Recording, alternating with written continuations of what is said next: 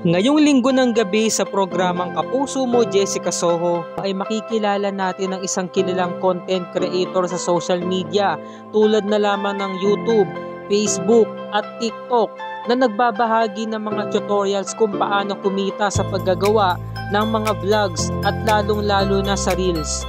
Dahil ang daan-daang libo pwedeng kitain sa pagti-TikTok at Facebook Reels.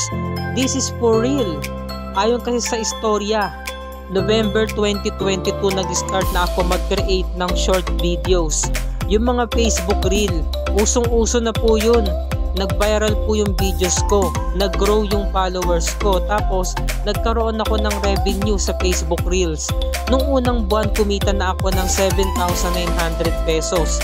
Second month, nasa 97,000 pesos na.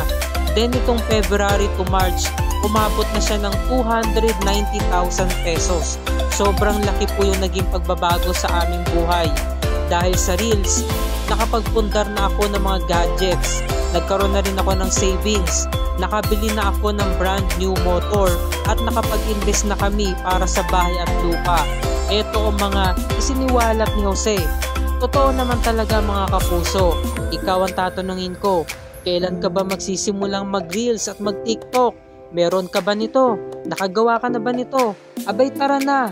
At para kumita, bukas ng gabi ay malalaman pa natin ang iba pang mga tips at kung paano nga ba talaga kumita sa paggagawa ng ganitong mga Reels dito lamang sa Facebook. Malalaman natin ang iba pang mga procedures. Kaya sabay-sabay natin itong pakatutukan ngayong linggo ng gabi mga kapuso.